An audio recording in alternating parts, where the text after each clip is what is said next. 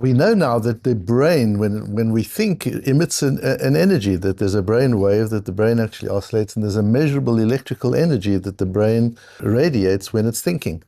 And that energy can theoretically be amplified, and we know that this is something they're working on as we speak, to be able to amplify the energy of the mind so that you can translate a thought into an electrical impulse which can activate a mechanical movement just by using the mind. That's what the power of the brain is.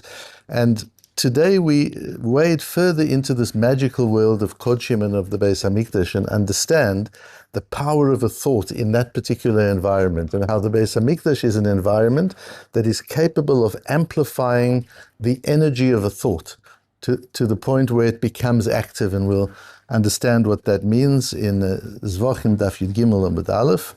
Thought and action, asaba מחשבה כמעשה.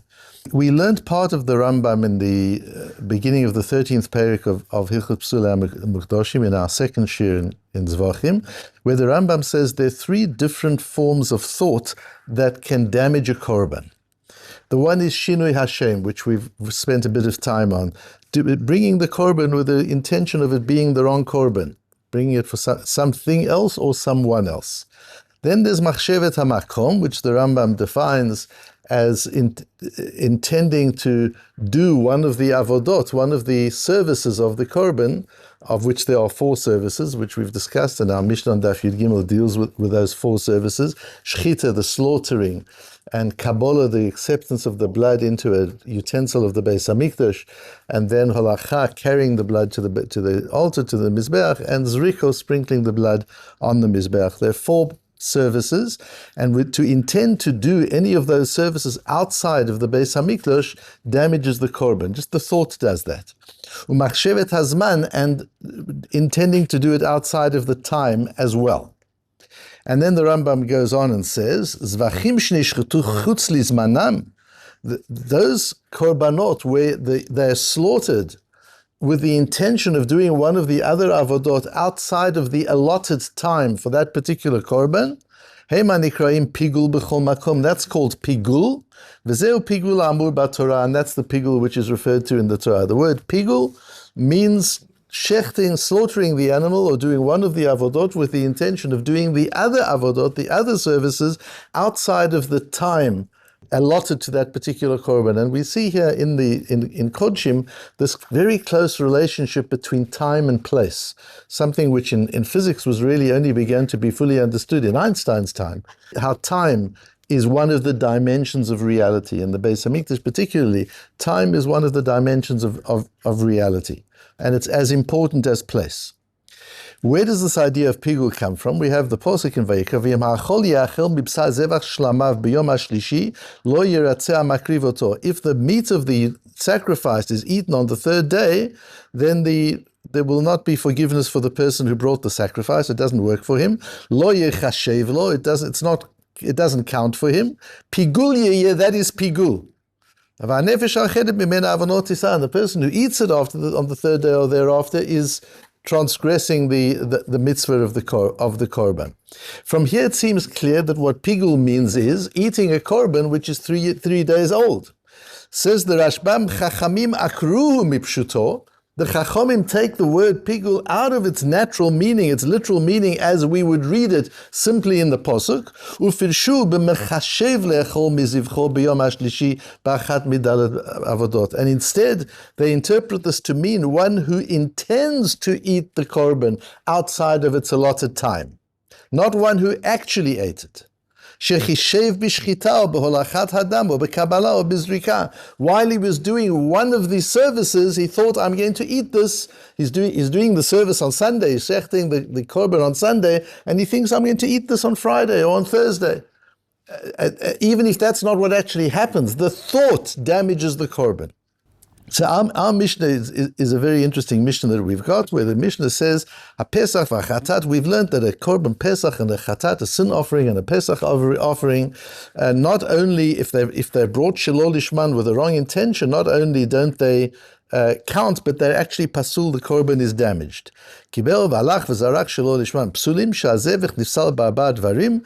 A korban can be damaged in 4 different ways. Shchita, kibul, halacha, v'zrika. These are the 4 services. The Gemara goes on to discuss the Kabbalah mi pasala. Is that really so, that Kabbalah is one of the weakest of the four avodas, of the four services? The acceptance of the blood into the utensil is, you're not really working with the blood. It's almost an interim avodah. You're just accepting it from the animal and putting it into utensil so that you can take it to the mizbeach. So it's a weaker korban. And the Gemara goes into a discussion, does Kabbalah work there or not? And Rabbi Akiva comes along and says, Minayin lekabbalah shelo te'ela b'kohen kasher v'kli sharet. Rabbi Akiva teaches that Kabbalah, even though it's one of the weaker of the avodot, one of the weaker of the services, this Kabbalah, accepting the blood into the utensil, has to be done with the same stringencies as Rika, as the other avodot. And he works it out. Says Rabbi Tarfon, he says, I'm so upset. He says, I'm sure I learned once that Kabbalah is less stringent than Zrika. That the acceptance of the blood is less stringent in terms of its laws than the sprinkling of the blood. And I don't remember in what situation, I just remember that principle. And I can't remember what was the situation. He was very upset about that. Says Rabbi Akiva, I'll explain it to you. Ani yafarish Kabbalah lo asa ba מחשבה כמעשה, zrika asa ba מחשבה כמעשה. And these are the words that we're going to focus on. In the case of Kabbalah, the Torah did not make the thought like the deed. Whereas in the case of Zrika, the Torah made the thought like the deed. Now, for shortage of time, we don't have the opportunity to go through the Gemara and the Rashi in detail, which we've got in the source sheet. But to deal with one issue that is really important in understanding this Gemara and throughout Kodshim. And that is, what does it mean? Asa machshava kema'ase. So in the case of Zrika, if you look, even if the laws of Pigul, as we learned it in the Chumash and as the Rambam said it, that you have a thought. My thought is, I'm shechting this animal now, I'm slaughtering this animal today, I'm going to eat it in 3 or 4 days' time. Problem, that passes the korban. That's called Pigul. What happens if you didn't have that thought, but you actually did eat it in 4 days' time? So when you shechted it on Sunday, your intention was to eat it on Sunday. But things got in the way and you landed up, it's already Wednesday or Thursday, and the korban's still there. You've got the korban. So then there's a din of nosa, you've got to burn what's left over, you're not allowed to eat it. But it doesn't damage the korban. You've still been yotze the korban, you've still done the korban. However, if you merely think, I'm going to eat it on Thursday, that damages the korban. So what's worse, the maaseh or the machshava? This is a really interesting situation. The machshava is worse than the maaseh. If you actually did it, the korban worked. It's just you can't carry on eating it. You've got to destroy it, but the korban worked. But the machshava, just the thought, the imagination at the time, is enough to destroy the korban. So what does it mean when it says asa machshava kema'aseh? The Torah says, if you think about pigul, it's as if you did it. That's very difficult to understand. If you did it, it's not so bad. What does it mean, asa machshava kema'aseh? And even more so, the Gemara here, initially it moves off that position, but the Gemara initially assumes that our Mishnah is talking shelo lishma, that a person shechts a korban shelo lishma, not for the right purpose. And then the Gemara says, and asa machshava kema'aseh, do we treat the thought as if it was implemented? So what we need to understand, and this is what's going to be important for us throughout Kodshim, asa machshava kema'aseh, in Kodshim, when we talk about a thought being made like the deed, it doesn't mean the thought is treated as if it were acted upon. That's not what an asa machshava kema'aseh means.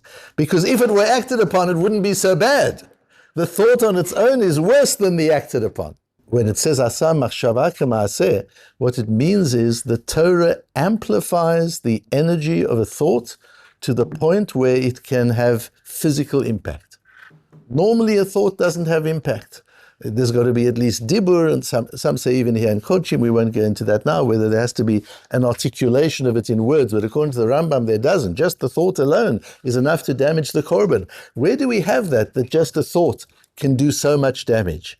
There are very, very few places when we have that. Nor we have an idea of a lav she'ein bo ma'aseh, a transgression which doesn't entail an action. You can't get malchus for that. There are all sorts of cases where there's got to be action.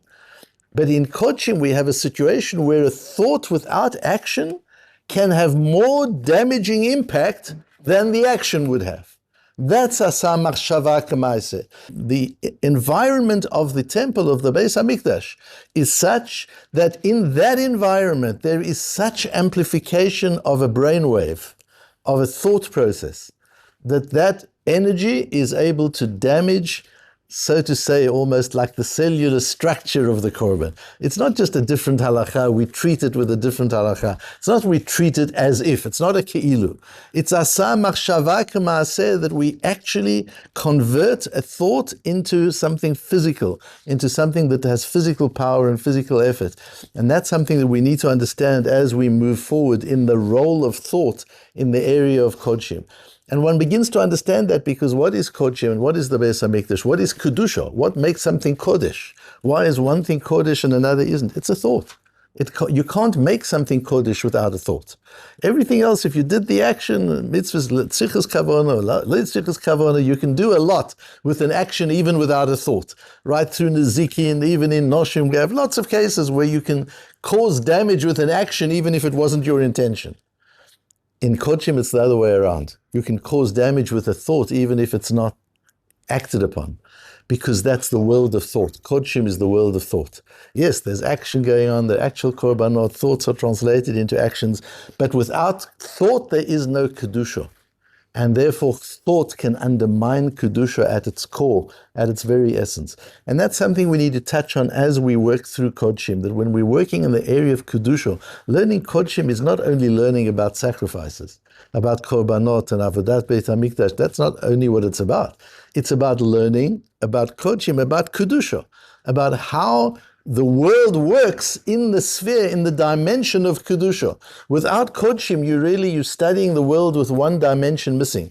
Imagine you studied the physical world with only 2 dimensions and not 3 dimensions. How would you understand it? You would be missing a whole dimension. In Kodshim, we're gaining an additional dimension with which to look at life, with which to look at the world. And one of the factors of that dimension is in the world of Kodshim, Torah considers acts of מחשבה, where the Torah says asaba מחשבה כמעשה, where the Torah amplifies the power of a thought, the power of a brainwave, to the point where it actually has physical impact and it can change the status of physical things.